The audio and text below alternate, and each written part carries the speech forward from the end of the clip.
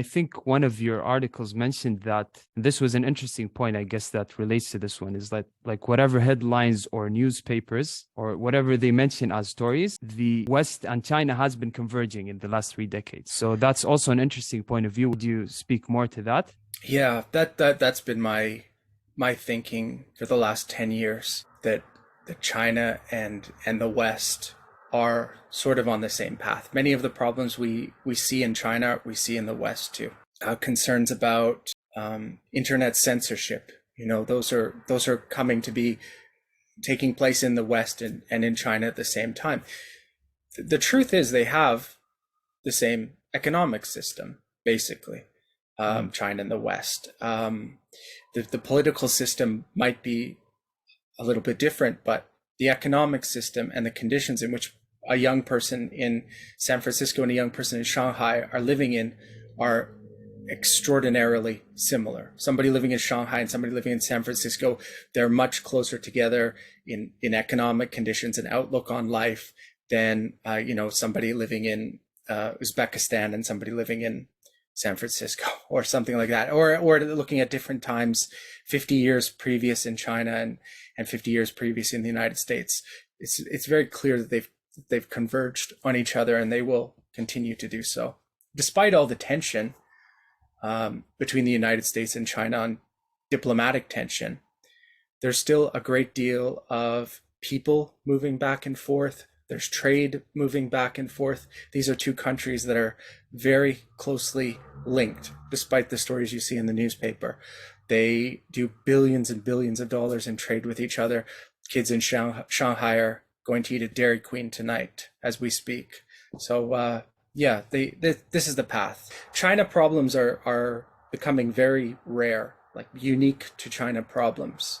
So almost always I try to connect them out to what's happening in the Western world or elsewhere in Asia or Africa or the Central Asia, anywhere. Yeah, that's an interesting point of view, because even going back to, I think most of the world have same problems, but the generators are different. So you have in the West the leftist ideology giving rise to censorship, and then you have in China the Communist Party giving rise to censorship. So you have the same problem with two different generators of those problems, I guess. That's right. I think that's fair to say. So yeah, the sources of it from the center are different, but the sources of it from the lower level of tech companies are kind of similar. They're kind of the same people, but many of them know each other from working in Silicon Valley. They all come from the same source. But why do you think they try to hide this similarity of problems? So why do you think the media actually tries? It's not even the media, but does China portray itself as even though you mentioned that China is not very much a communist country, they have a very similar, I guess, economic system of the US. So why do they want to portray their economic system as different than the US? So is there like an anti-globalization move? Do they like want to avoid globalization as much as possible from a cultural perspective, or is there other things that weigh into this?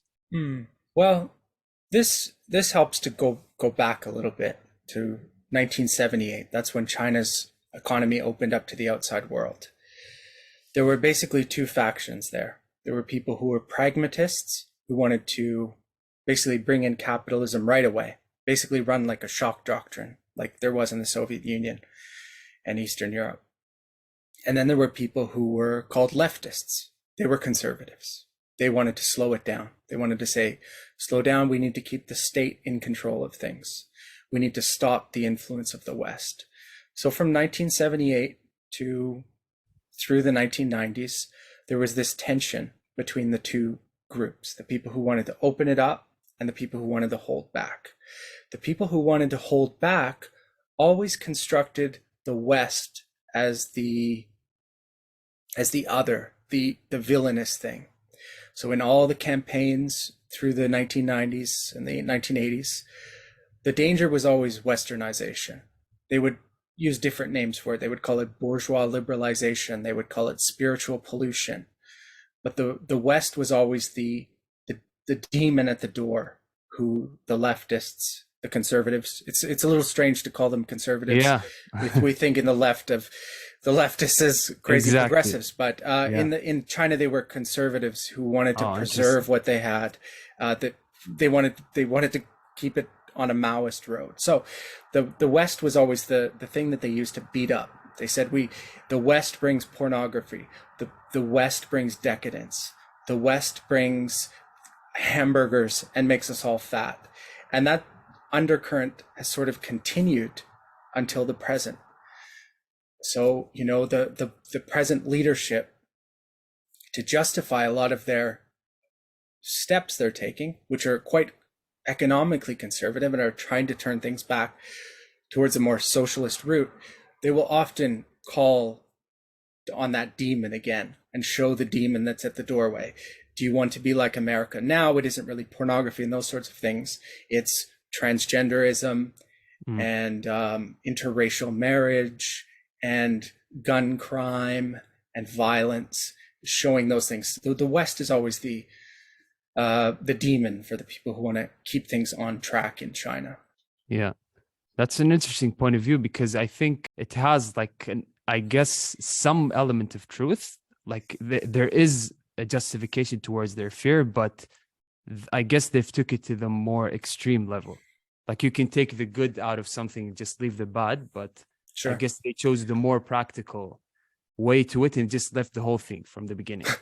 Yes. I mean, and in the West, there's sort of the opposite thing where Chinese communism, you see people on right-wing American talk shows talking about Chinese communism, which, I mean, doesn't really exist anymore. Yeah. Chinese communism is kids are in their 20s delivering for Uber or whatever the Chinese equivalent is. It's people who are struggling to buy a house. I mean, you have nothing to fear from Chinese communism, but it's also, China is still constructed as the great demon at the doorstep who's going to bring, who knows what they're going to bring, but it's the same thing that the Soviet Union was going to bring, and what Cuba has the potential to bring. It's constructed as the evil that's just lingering there, waiting to sweep in if we can't hold it back.